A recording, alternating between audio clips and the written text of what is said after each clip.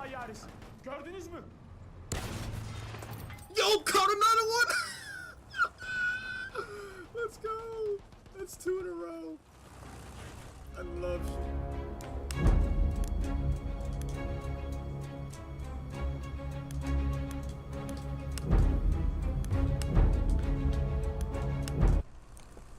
Hey, what is going on, everybody? It is your boy Lycan AK here, back with another Battlefield video for you guys today. We are here with the final review and thoughts of the Battlefield 1 beta. I did have quite a lot of time to play the game, but unfortunately on the last 2 days, the beta started lagging a bit, and I couldn't get on the servers. I did manage to get on within the last hours of it being up, but you know, between when the beta was up and when they sent out the last update, the game was just freezing constantly, and I couldn't get on the game for some reason. It was just a PlayStation issue. PC was working fine, but I couldn't record PC because my capture device wasn't working properly, so I wasn't able to get it up. But today we're going to be talking about Battlefield point system and things in the game that are good, things that are bad, and just an overall review of the game and what I think it will turn out to be when the final game releases. So first things first, let's talk about the good, because I don't want to get into the negatives first. That's a bad way to start the video. So, good things. The point system.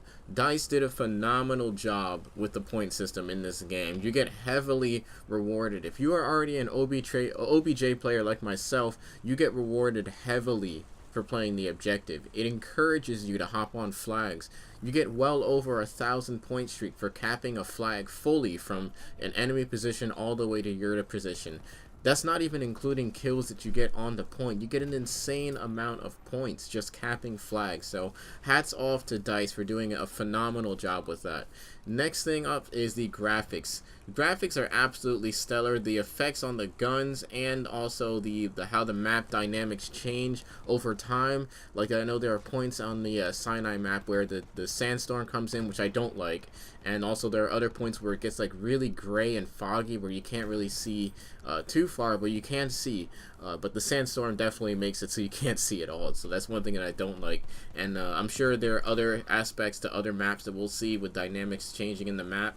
Like what's that map called? St. Quentin Scar, where this guy gets unlucky. St. Quentin Scar, where you see the rain effect on your guns. I'm actually really hyped to try that out as well. Next things up is stability. The game is very stable compared to what Battlefield 4 was when the beta came out. There was crashing issues. The game just wasn't running properly as I sniped this guy out of the helicopter. That was a pretty funny clip right there. We'll be uploading a highlights video soon. But the stability of the game, especially on PC, is very good. I did not have a single crash issue with this game, both on PS4 and PC. So I'm hats off to DICE for managing to get that properly. But obviously there are just little bugs here and there that are hindering the game's performance, which I'll talk about later. But next things up is the medic class. The reason why I'm talking just about the medic class is they actually did a really good job on this.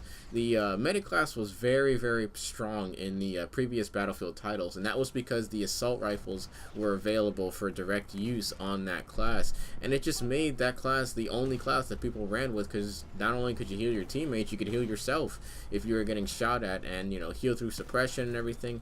It made the class very, I'm not going to say overpowered, but very easy for beginners that were new to the game. So one thing they did to make this not as powerful as the previous Battlefield titles was that they made it so that they have marksman rifles, or DMRs, whatever you want to call them, that were only available to the medic class. That way it would feel a bit more skillful.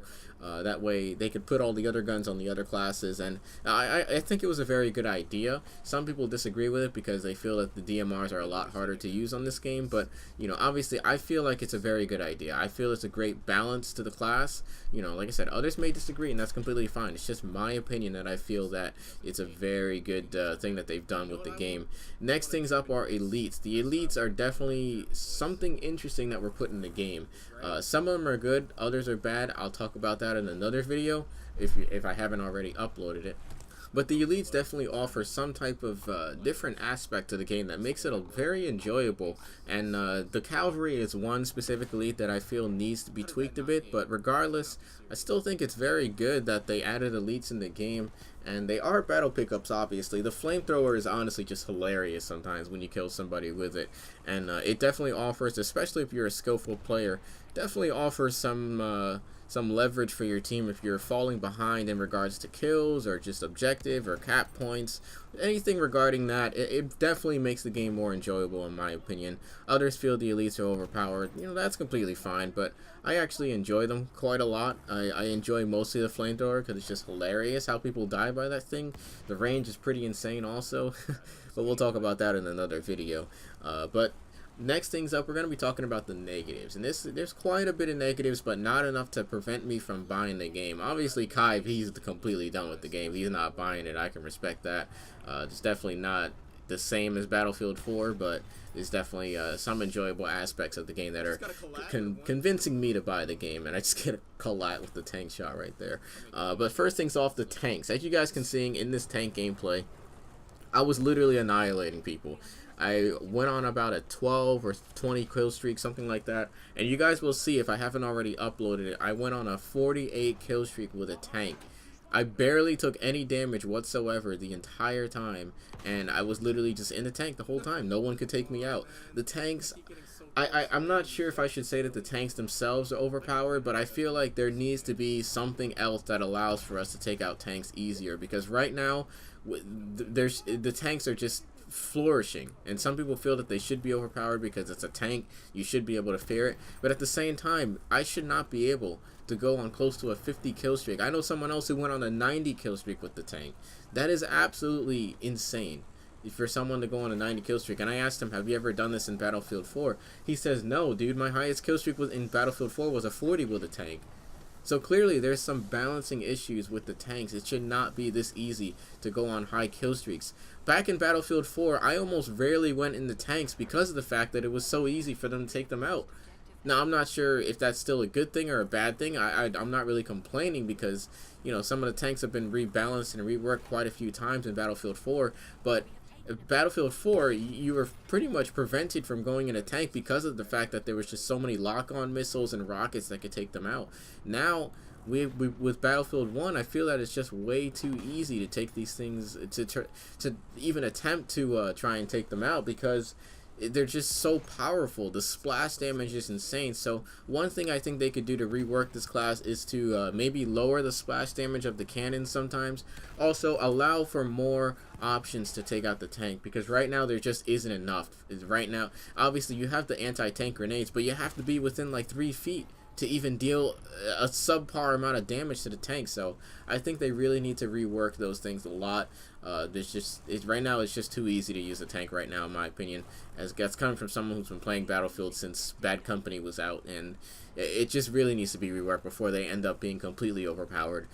So next thing is up is the LMGs. The LMGs need to be reworked, and the reason for that is because it doesn't take any skill to use them. Because of the fact that this game is becoming very casual, Kai mentioned this in his review of Battlefield, I feel that this game is becoming very casual. The reason for that is because the MG4, which was my favorite LMG back in Battlefield 4, that gun took skill to use because you had to tap fire it to actually get the use out of the gun, and it took a lot of skill to use that gun because you had to tap fire it to, you know, narrow down targets at long range. Go look at any one of X Factor's videos. Watch him tap fire with the LMG back in Battlefield 4. He was landing cross map shots with that thing. Now with this game, the new system with LMGs, if you tap fire, you lose accuracy. If you hold down the trigger, you gain accuracy. DICE, where is the logic with that? That doesn't make any sense whatsoever. I don't understand why they would do such a thing with the LMGs. It just doesn't take any skill at all. You get rewarded for holding down the trigger with an LMG. That doesn't make any sense. The LMGs are meant for suppression. They're meant for tap firing because they have a lot of recoil. They're extremely hard to use. But when you put this factor in the game, it takes the skill factor out of the game. I don't understand it. So I feel that it should be brought back to the old system, because right now they're using the Battlefront engine in this game. So obviously, hip fire, you know, holding down the trigger, it's going to reward you in this game, and I don't like it. Next thing's up are the snipers camping. As you can see, I take out this sniper right there. The snipers in this game, obviously, there's nothing, this isn't really DICE's, well, it's partially DICE's fault. There isn't much that DICE can really do about it, but one thing I think that they can do to prevent this constant sniper camping is add bullet drop. Right now the snipers have little to no bullet drop whatsoever, so it makes it easy for like these snipers who come from Call of Duty, and I know I come from Call of Duty too, but it makes these things way too easy. You can just sit in the map and snipe people across the map with zero bullet drop whatsoever. It's just ridiculous in my opinion that someone's able to pull this type of kill streak. And I just realized, I apologize guys, I just realized this was actually the 48 kill streak that I got a while ago. Or actually, I think it was the 35 kill streak I got. But, you know, back to the snipers, it's just way too easy for them to camp. I don't like it at all, so they need to rework that. Next up is the gunplay. The overall gunplay as a whole.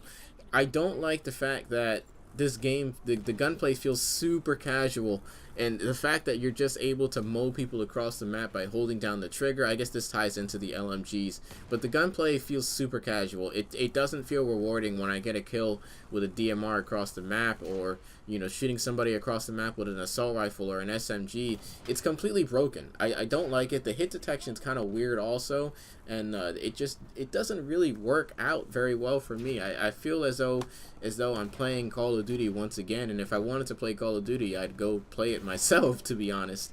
And next up is the slight bugs that are within the game. There are tiny bugs here and there with wall glitches and death screens and revive glitches that are just hindering the game's performance. Like I said, it's not really a stability issue, it's just bugs. There are constant bugs here and there. I've mentioned this, you know, quite a few times, and I know it is a beta, but this beta is one version behind the final release, meaning that this game has been updated once already in the final release when the game comes out. So that's one thing that's good, I guess, but regardless, it still needs to be fixed up a bit, and I think that the game's really great. So overall, guys, this is just my thoughts on the beta. You can disagree. Put in the comments box what you guys think about the game. If you disagree with some of the thoughts that I've made, I'm curious to hear what you guys have to say. But regardless, Battlefield 4, I'm going to give it, I mean not Battlefield 4, Battlefield 1, I'm going to give it a full on 7 out of 10 as of now. Obviously, the game isn't out yet, so there'll be more maps for me to try out. I really didn't like this map. But that did not affect the score of this game at all, because obviously it's a beta map. There's nothing they can change about it. They're not going to put a new map in it because there aren't that many maps to begin with. But regardless, 7 out of 10 for Battlefield 1. Did enjoy the game, but there are issues with it that I feel need to be reworked. Anyways, hope you guys enjoyed this video. Be sure to comment, rate, subscribe if you are new to the channel. And it is your boy, Like an AK, signing out. Peace! I was waiting on you to invite me.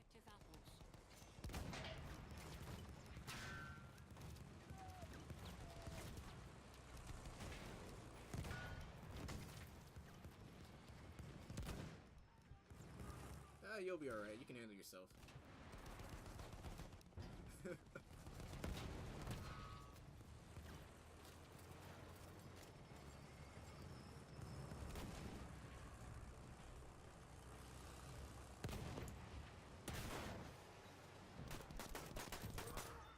Hear him charging.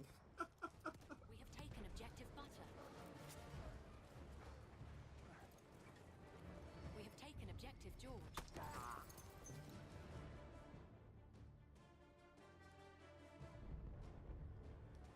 I just dropped 30,000 score. Let's go.